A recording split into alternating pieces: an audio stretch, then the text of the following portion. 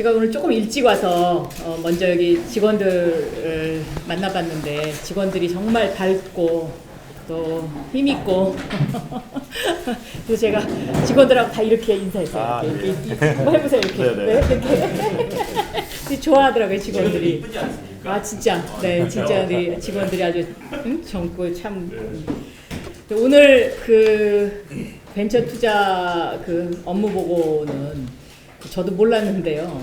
이게 산하기관 업무 보고가 국민들에게 공개되는 것, 그러니까 언론에 공개되는 게 처음 있는 일이라고 합니다. 그리고 또 오늘 이렇게 업무 보고를 받을 때 우리 정성인 대표님, 한국 벤처 투자의 정성인 대표님, 그리고 투자 파트너스의 백여현 대표님, 그리고 우리 안신영 대표님 이렇게 세 분 모셨는데 업무 보고는 처음 받아보시죠? 네, 처음입니다. 네, 그래서 좀 여러 가지로 의미가 있는 것 같습니다. 근데 제가 이렇게 업무 보고를 좀 국민들에게 좀 공개하는 것이 어떤가 이런 이야기를 한 것은요. 2019년 그 역대 최대 벤처 투자 실적 4조 3천억 원의 그 숨은 주역이십니다. 그래서 숨은 주역들의 얼굴을 국민들이 좀 알고 계시는 것도 좋을 것 같고 그리고 이 4조 3천억의 그 역대 벤처 투자 실적의 의미는 2019년도가 중소벤처 기업 중심의 경제로의 전환에 어떤 그 굉장히 중요한 역할을 했다. 이렇게 생각하고 있습니다. 왜 제가 그렇게 그 의미 부여를 하냐면 1, 2차 산업혁명의 결정체로서 탄생한 우리나라 1세대 기업들, 물론 6.25 전쟁 이후에 60년의 압축성장으로 만든 1세대 기업들, 삼성, 현대, 대우, LG와 같은 1세대 기업들에게 자본을 조달한 것은 그 당시에는 은행이었습니다. 물론 관치금융의 어떤 그런 비판이 있긴 했습니다만은 은행이 자본을 조달을 했고 3차 산업혁명 그리고 3차 산업혁명의 어떤 그 결과물로서 탄생한 2세대 기업들은 1997년 IMF 위기를 기회로 만드는 어떤 마중물 역할을 했는데 그때 김대중 정부 시절에 초고속 인터넷망을 전국에 깔므로써 탄생한 뭐 네이버, 다운, 카카오 뭐 이런 기업들의 자금 조달은 그 당시에 코스닥 열풍을 통한 자금 조달이었거든요. 이 자금 조달 관점에서만 보면 이제 제3세대 기업이 탄생해야 하지 않습니까? 그러면 3세대 기업은 3차, 4차 산업혁명, IT와 AI의 융합을 통한 새로운 이제 그 3세대 기업이 탄생을 해야 되는데 이 3세대 기업을 어디서 그러면 자금 조달할 거냐?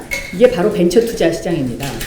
이 벤처 투자 시장은 이 우리나라의 역사를 볼 때도 한국 벤처 투자가 2005년도에 출범한 지 15년이 지금 됐죠. 근데 이 15년 동안에 이 조성 규모로는 처음에 5,400억에서 지금은 4조 3천억이 됐으니까 4조 1,000억이 됐으니까 7.5배가 된 거고요.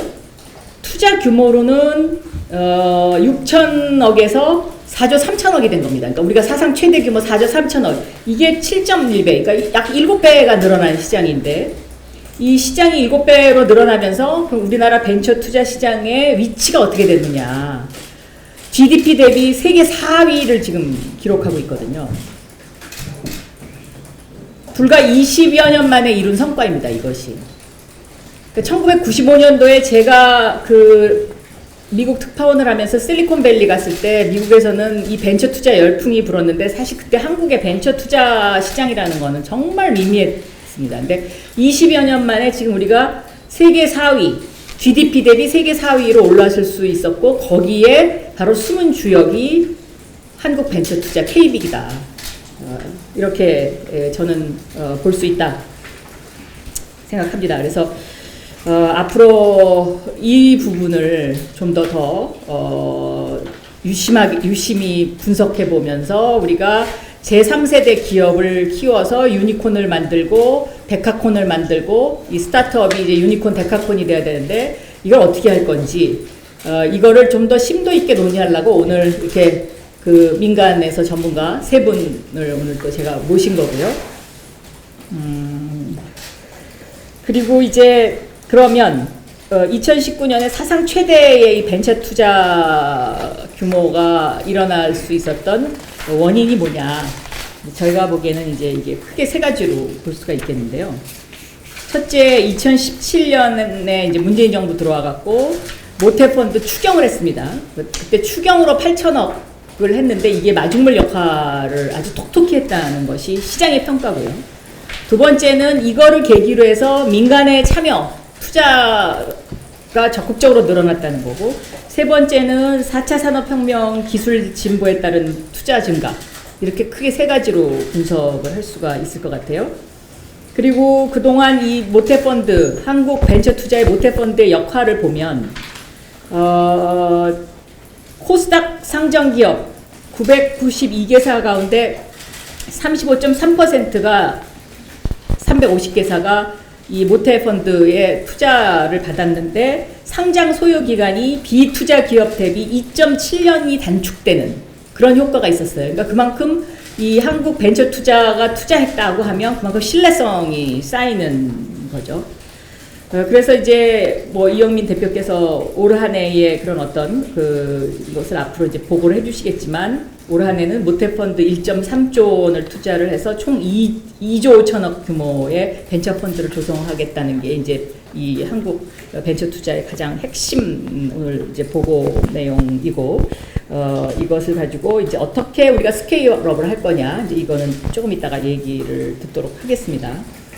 그러니까는 이제 예를 들면 벤처 투자가 이렇게 움직이니까 개인들의 엔젤 투자도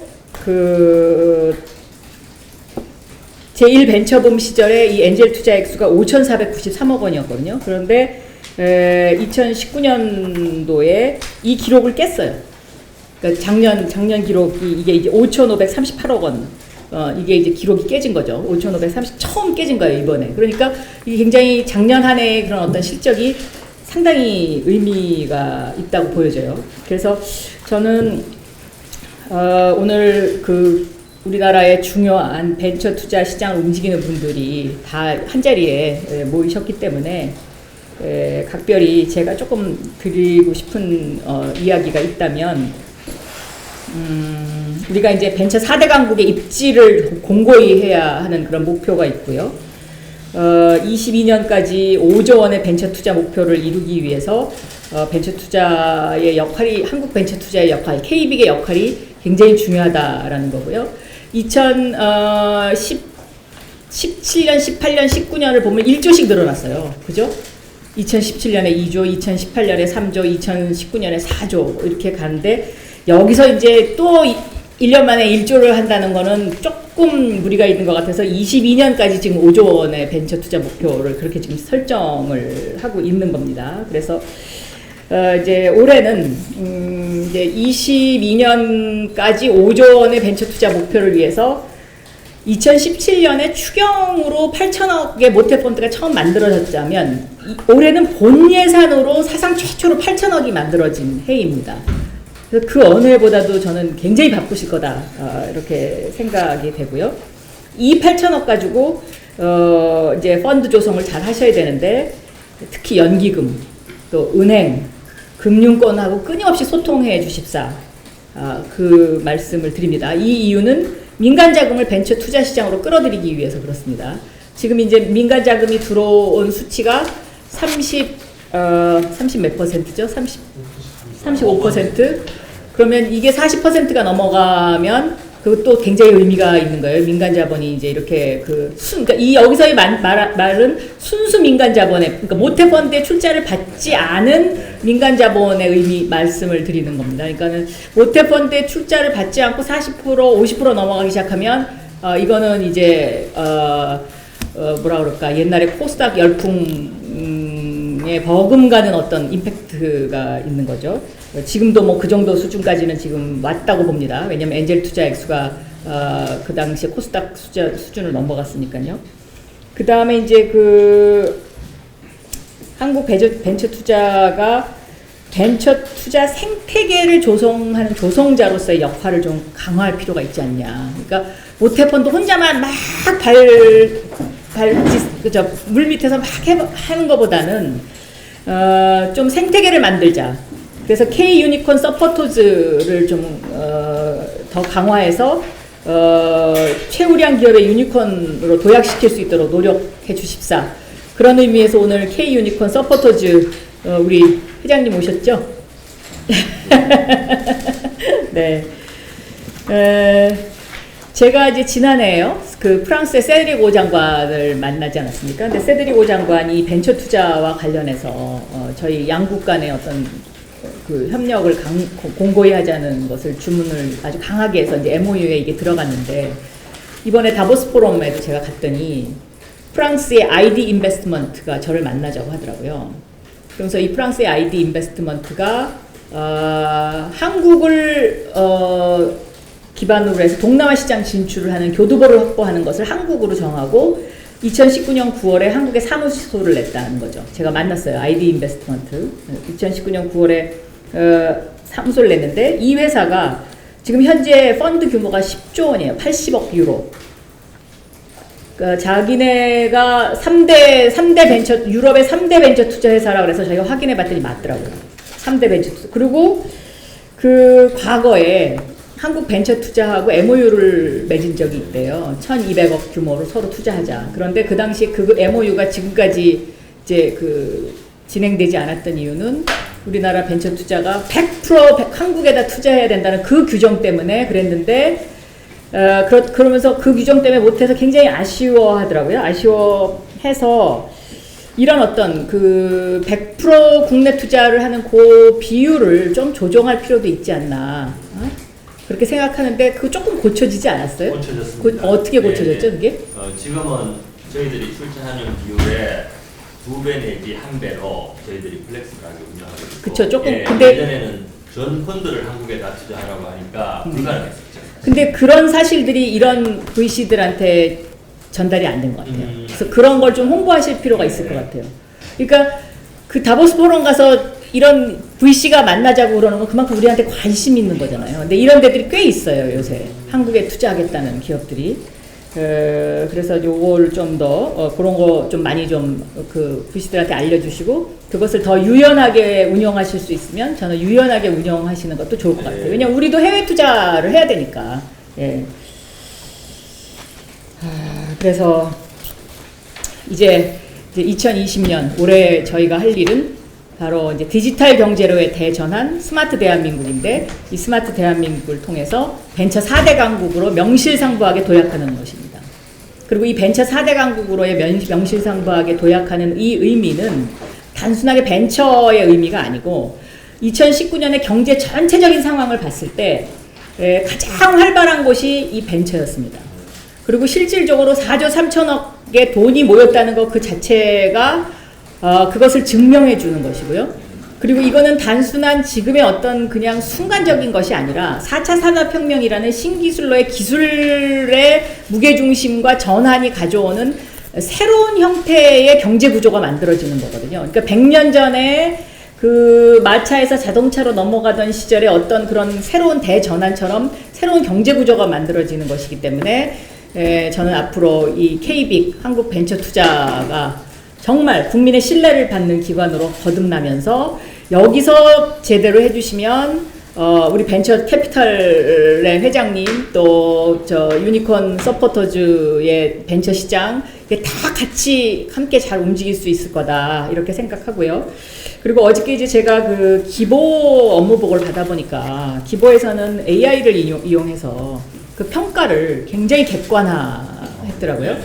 그래서 기보하고 좀 업무 협약을 하셔서 그 노하우를 좀 가져오셔가지고 그 AI가 평가하는 그 객관적인 그 툴을 활용을 하시면 더 국민들께 신뢰를 받을 수 있지 않을까 제가 그렇게 생각하고 있습니다. 네. 감사합니다. 네. 그리고 이제 이 벤처 투자 4조 3천억의 의미는 우리가 이제 중소벤처 중심의 경제로의 전환, 네, 아주 정말 중요한 역할이고 또 여러분들이 거기에 숨은 공로자 중에 한 사람이고 그리고 이제 역사적으로 보면 1, 2차 산업혁명 시절에 대한민국은 조선시대였고 우리는 명함도 못 내밀었는데 6.25 전쟁 이후에 60년 압축 성장을 통해서 우리가 길러낸 1세대 기업들 삼성, 현대, 대우, 뭐 LG 뭐 이런 기업들인데 그때는 사람들이 관치금융이라는 비판을 받긴 했지만 은행이 자본을 조달하는 역할을 했고 그다음에 2세대 기업들 네이버, 뭐 다음, 카카오 이제 이런 기업들은 IMF 금융위기를 극복하기 위해서 김대중 대통령 시절에 초고속 인터넷망 깔음으로써 탄생한 기업들인데 이 기업들은 그 당시에 코스닥, 코스피, 그러니까 코스닥 상장 붐을 통해서 주식시장을 통해서 자금 조달을 했죠. 이제 3세대 기업을 키워야 되는데 그 3세대 기업이 바로 3, 4차 산업혁명, IT와 AI의 융합을 통한 이런 어떤 것을 키워야 되는데 그 3세대 기업들이 자금 조달을 어디서 하느냐? 바로 벤처 투자 시장으로부터 자금 조달을 하는 거예요. 그러니까 결국 여러분들의 손에 의해서 모태펀드가 어떻게 어떤 방향성을 가지고 어디에 어떻게 공정하게 국민의 신뢰를 받고 투자를 해주느냐에 따라서 우리나라 제3세대 기업이 새로 탄생할 것이고 이것이 글로벌화 되면서 대한민국의 그 경제 순위가 바뀌는 또 기업의 경제 순위가 바뀌는 굉장히 중요한 역할을 한다라고 생각합니다. 여러분도 그렇게 생각합니까? 네. 왜 제가 이렇게 자신 있게 얘기하냐면 모태펀드가 투자한 기업들의 그동안의 그 상장의 그 성장 속도를 보면 모태펀드의 투자를 받은 기업과 그렇지 않은 기업의 차이가 엄청나요. 그게 수치상으로 보면 한 2.7년 빨리 그쵸? 상장을 하죠. 2.7년이라는 기간을 여러분들이 그 기업을 신뢰해 줌으로써 단축시켰다는 그런 결과가 있어요. 오늘 이제 보도자료에 그게 처음 나가는데 그러니까 굉장히 중요한 임무를 하고 있는 거고 지금 우리가 이제부터 해야 되는 것이 스타트업 시장에 대해서 전반적으로 이제 어느 정도 씨를 뿌렸다면 모태펀드로 이제 스케일업 해갖고 유니콘, 데카콘 만들어야 되는데 그 유니콘, 데카콘 만드는 힘이 어디서 나오냐? 여러분들 한 사람 한 사람이 그것을 어떻게 평가하고 어떻게 투자해주고 그게 일종의 메시지고 시그널인 거예요. 그러니까 여러분이 하는 일들이 그냥 단순하게 그냥 이렇게 하는 거지만 시장에선 그걸 그렇게 안 봐요. 그러니까 모태펀드가 어디에 투자했느냐? 그래? 그러면서 벤처 캐피탈들이 모여들거든요. 그것에 대한 임무가 여러분 한 사람 한 사람한테 다 있는 거죠. 그래서 여러분은 첫째, 지난 한 해 4조 3천억이라는 사상 최대의 벤처 투자를 이끌어낸 원동력이고 숨은 주역이고 그리고 우리나라가 중소벤처 기업 중심의 경제로 전환하는데 엄청난 기여를 한 것. 첫째, 자부심을 가져야 되고 두 번째는 또 책임감을 느껴야 돼요. 앞으로 우리가 유니콘, 데카콘을 만들어서 제3세대 기업을 키우는 우리의 그 하나하나의 투자가 결국은 씨앗이 돼가지고 그것이 벤처 캐피탈 시장에서 벤처 투자 시장에서 작동을 하게 만드는 그런 어떤 하나의 씨를 뿌리는 굉장히 중요한 분들이에요. 그래서 제가 지난번에도 한 번 왔었고 오늘 두 번째 오고요. 특히 오늘 이제 그 한국 벤처 투자의 업무 보고는 저도 뭐 몰랐었는데 사상 처음으로 저 대국민한테 공개하는 언론에게 공개되는 보고래요 이게. 오늘 그래서 여기 지금 제가 말하는 사이에 여기 뉴스에 심원기 기자가 와 있네. 그러니까 언론에 공개되는 건데 제가 이거 그냥 언론에 공개를 한번 하면 어떤가 이런 얘기를 한 거는 여러분들이 숨은 주역이었기 때문에 이 숨은 주역들의 얼굴들을 국민들이 직접 보는 것이 필요하겠다. 이렇게 생각해서 여기가 회의실도 좁고 하긴 하지만 제가 한번 해보자. 우리 할 수 있다. 이렇게 한 거니까 앞으로 2020년 한 해 동안 즐거운 마음으로 그다음에 또 사명감을 갖고 정말 열심히 해주셨으면 좋겠습니다. 잘 부탁합니다. 네.